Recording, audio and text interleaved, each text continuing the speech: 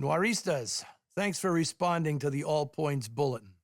I'm Eddie Muller, and it's time for another foray into Noir Alley. During the 1950s, police dramas put a stranglehold on film noir.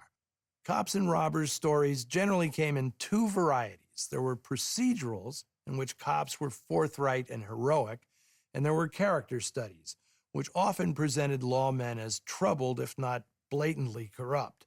Today's offering, Vice Squad, is the rare police drama that strikes a balance between the two approaches. Released by United Artists in 1953, the picture takes viewers through a day in the life of a special crimes unit. There's actually nothing that special about the premise. Detective Story took the same approach 2 years earlier. It's the deftness of director Arnold Lavin, making only his second feature, that gives this film its unique edge. Of course, the star power of Edward G. Robinson and Paulette Goddard doesn't hurt. Now, Lavin may have been inexperienced as a director, but he was already a Hollywood veteran by the time he made Vice Squad. He'd been part of the U.S. Army's first motion picture unit during World War II, then worked as a script supervisor for Eagle Lion Pictures during the late 40s. Although he often went uncredited, Lavin was front and center during the making of noir classics like Canyon City, He Walked by Night, and DOA. In 1951, Lavin formed a production company, Levy Gardner Lavin, with fellow war comrades Jules Levy and Arthur Gardner. They scored a minor hit with Lavin's directorial debut, 1952's Without Warning, one of the first noir films about a contemporary serial killer. Vice Squad was a chance for Lavin to prove he wasn't a one-trick pony. This time, he'd not only be working with legit Hollywood stars, he'd be digging into the complex world of the Los Angeles Police Department. Lavin's background as a script supervisor served him well. He felt the source material, a novel called Harness Bull by Leslie White, needed punching up. So he worked with screenwriter Lawrence Roman to incorporate real-life police tactics. They were afraid they'd be given the cold shoulder when they got an audience with the LAPD's captain of detectives, but what they got instead was a treasure trove of info on how cops squeeze witnesses and cut deals with suspects. The offhanded tone of the interview bled right onto their script pages. Vice Squad doesn't lionize or villainize its cops. It depicts their actions, good or bad, with a casual indifference that was unique for the time. It's one of the strongest aspects of the film. Unfortunately, Edward G. Robinson didn't see it that way.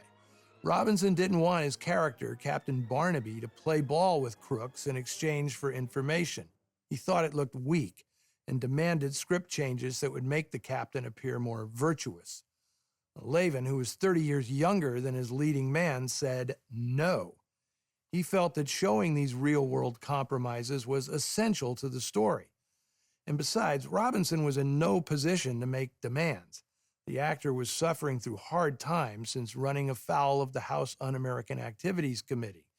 His gray listing by Hollywood studios in the early 50s meant he could only get work in second-tier or independent productions. In fact, Robinson wasn't even the first choice to play Captain Barnaby. He only got the role after Paul Douglas turned it down. Robinson needed the money, and to his credit, he delivers a wonderfully rumpled, lived-in performance. Robinson and co-star Paulette Goddard, who I'll discuss more after the film, they deliver the goods. But the real spice in Vice Squad comes from the actors surrounding them. Film noir favorites are crawling all over this thing, from Edward Binns and Lee Van Cleef to Porter Hall and Percy Helton.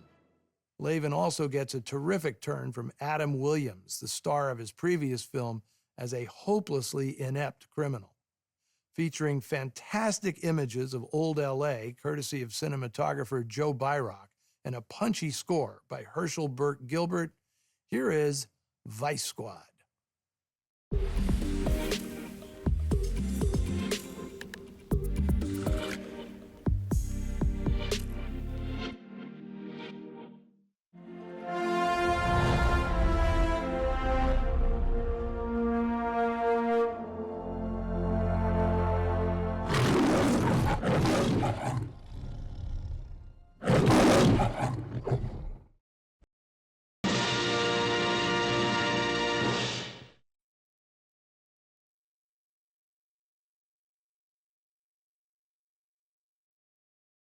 Despite having second billing, Paulette Goddard is only in Vice Squad for about 10 minutes.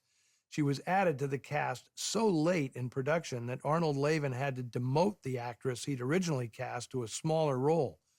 The decision boosted the film's status, though maybe not as much as you might think.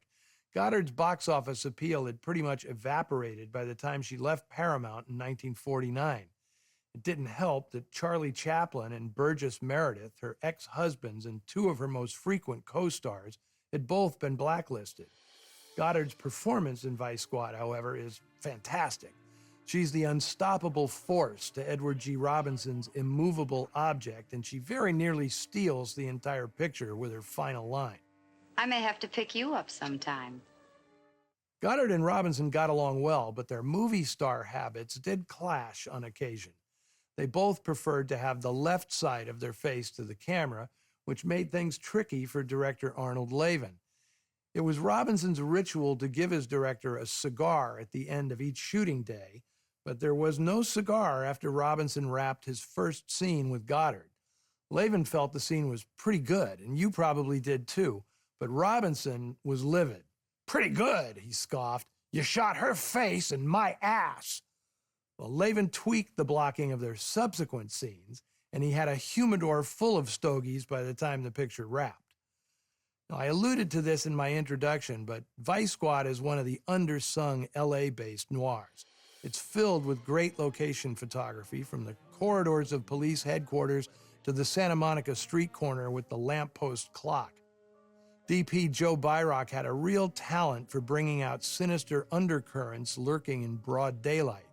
He managed to make LA a character in the film, despite the fact that Vice Squad was originally written to take place in San Francisco. Byrock shot another noir the following year, World for Ransom, and became close friends with that film's director, Robert Aldrich. After that, he was Aldrich's go-to cinematographer for the rest of his career, earning an Academy Award nomination for his work on Hush Hush, Sweet Charlotte in 1965. Lavin would direct two more noir films, 1954's Down Three Dark Streets and 57's Slaughter on 10th Avenue, but the bulk of his career was spent directing television. In 1959, he repackaged Vice Squad as the Levy Gardner Lavin series The Detectives. Same premise, same composer, and one episode even featured Edward G. Robinson as a guest star. The series ran for 3 seasons on ABC and then NBC, with Lavin directing 5 episodes, including the pilot. Check it out if you can find it. It is loaded with noir fixtures on both sides of the camera. Lavin found more success in the late 50s and 60s with Western TV shows like The Big Valley and The Rifleman, the latter co-created with Sam Peckinpah. Those shows are better remembered than Vice Squad, but it's impossible to watch this film and not see its DNA in the hundreds of cop shows that followed. Lavin's blending of procedural drama and character study would become the basic template for shows like Hill Street Blues, NYPD Blue, and Law and Order. Interviewed in 2009, Lavin recalled one of Vice Squad's producers, Saul Lesser, being disappointed with the finished film. "You win some, you lose some," Lesser said. Well, the fact that we're still watching it 73 years after its release makes Vice Squad a win in my book. Okay, here's the moment you devoted noiristas dread. I'll be AWOL for the next 5 weeks to make way for 31 days of Oscar. I'll be back again in late March. Until then, see you in the shadows.